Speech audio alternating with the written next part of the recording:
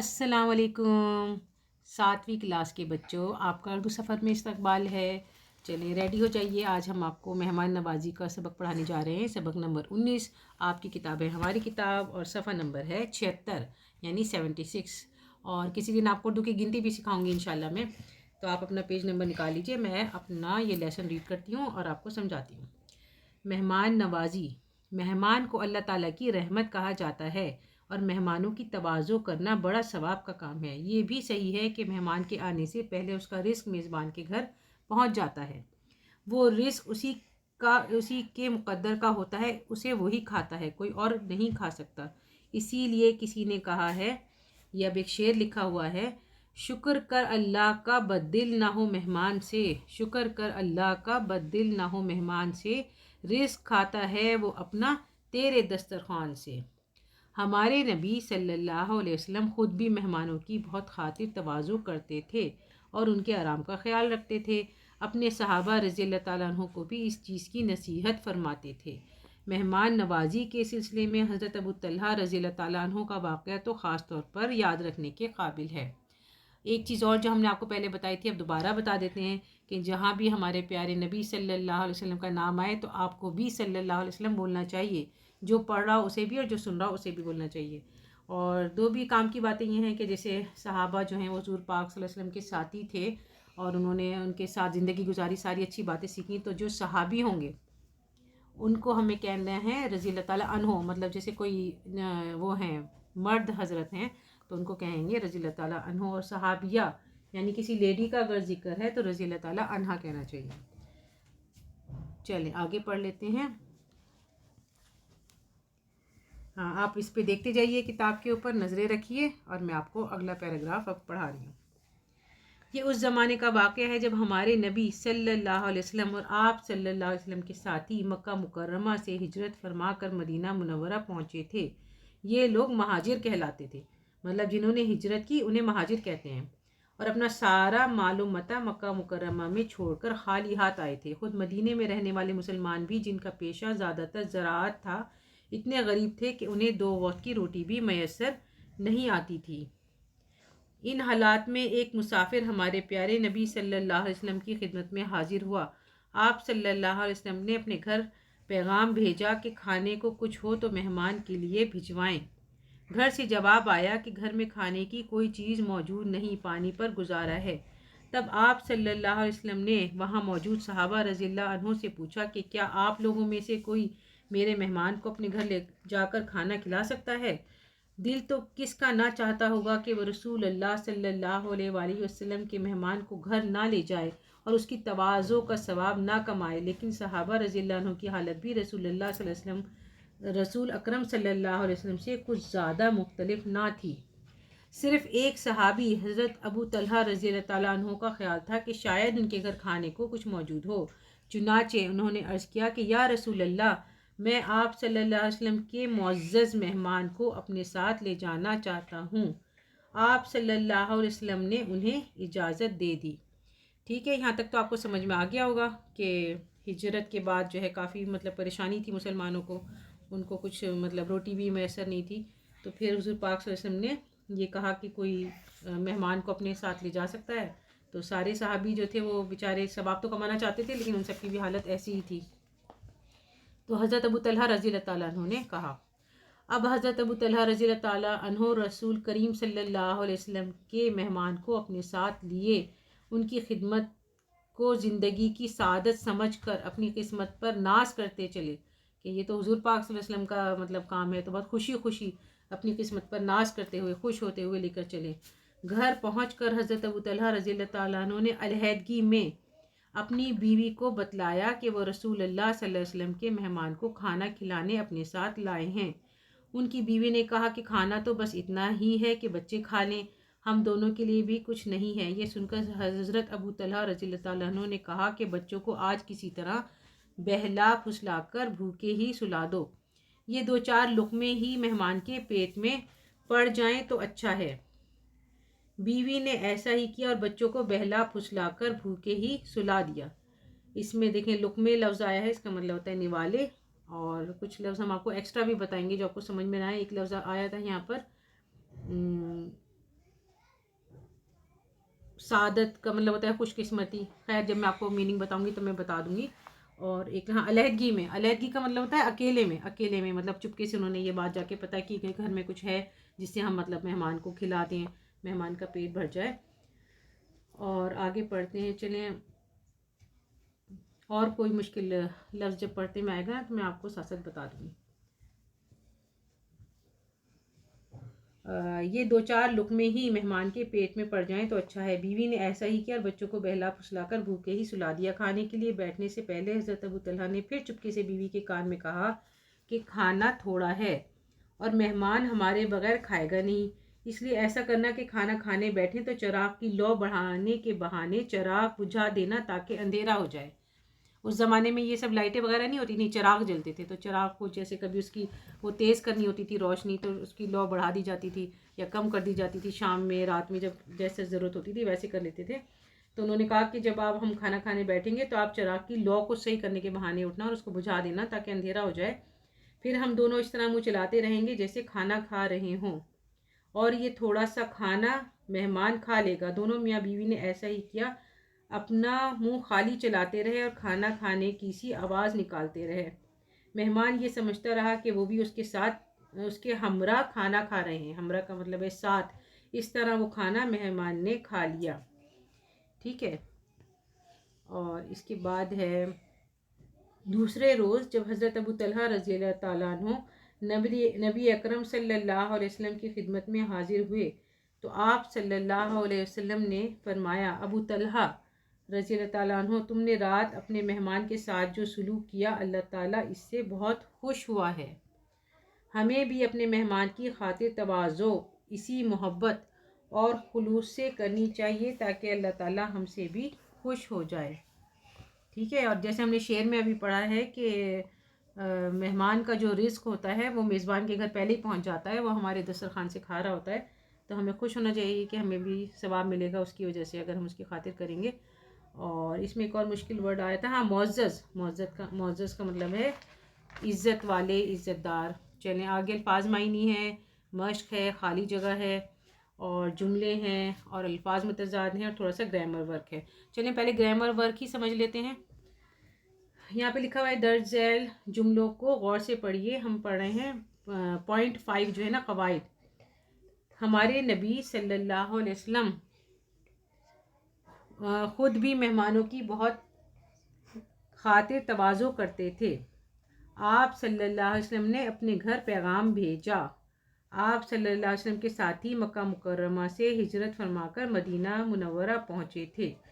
پہلے جملے میں آپ نے غور کیا کہ یہاں حروف جار مطلب ربط کی ہے, نے خاطر تواضع کا تعلق مہمانوں سے پیدا کر دیا جو اسم ہے, اور دوسرے جملے میں حرف نے آپ صلی اللہ علیہ وسلم کا تعلق بھیجا سے ظاہر کیا جو فعل ہے. مطلب یہ نے جو لفظ ہے کی اور سے یہ جو ہے جملوں کو ملا رہے ہیں اور جملوں میں ربط پیدا کر رہے ہیں, ایک تعلق پیدا کر رہے ہیں. تو اس سے ہمیں بات صحیح سے سمجھ میں آ رہی ہے. تیسرے جملے میں حرف سے نے مکہ مکرمہ کو پہنچے تھے اسے ملا دیا ہے نا. تو جیسے مکہ مکرمہ کو پہنچے تھے اسے ملا دیا. یہ تمام جو حروف ہوتے ہیں ان کو کہا جاتا ہے حروف جار یا حروف ربط یعنی پریپوزیشنز, جو آپ نے انگلش میں پڑھی ہوں گی. تو یہ بہت آسان ہوتی ہیں. سب جملوں میں اس طرح کے الفاظ آتے ہیں جو ان کو جوڑنے کے لیے استعمال کیے جاتے ہیں. درج ذیل جملوں میں حروف جار کی شناخت کیجیے. دوسرے روز جب حضرت ابو طلحہ نبی کریم صلی اللہ علیہ وسلم کی خدمت میں حاضر ہوئے تو آپ صلی اللہ علیہ وسلم نے فرمایا, ابو طلحہ تم نے رات اپنے مہمان کے ساتھ جو سلوک کیا اللہ تعالیٰ اس سے بہت خوش ہوا ہے. اس میں جیسے آپ نے اوپر پڑھا ہے مثالوں میں تو نے ہم کر سکتے ہیں جی. تو یہ آپ کو مطلب جیسے اس میں شناخت کرنا ہے کہ دوسرے روز جب حضرت ابو طلحہ رضی اللہ تعالیٰ عنہ نبی کریم صلی اللہ علیہ وسلم کی خدمت میں حاضر ہوئے تو آپ صلی اللہ علیہ وسلم نے فرمایا, ابو طلحہ تم نے رات اپنے مہمان کے ساتھ جو سلوک کیا اللہ تعالیٰ اس سے بہت خوش ہوا ہے. تو کی بھی آ رہا ہے اس میں, دیکھیں کی کو انڈر لائن کر لیجیے آپ. جہاں لائن اسٹارٹ ہو رہی ہے حضرت ابو طلحہ نبی کریم صلی اللہ علیہ وسلم کی کو انڈر لائن کر لیں, اور اس کے بعد سے یعنی اللہ تعالیٰ اس سے بہت خوش ہوا, اور اور نیچے لکھا ہوا ہے ہمیں بھی اپنے مہمان کی خاطر تواضع اسی محبت اور خلوص سے کرنی چاہیے تاکہ اللہ تعالیٰ ہم سے خوش ہو جائے.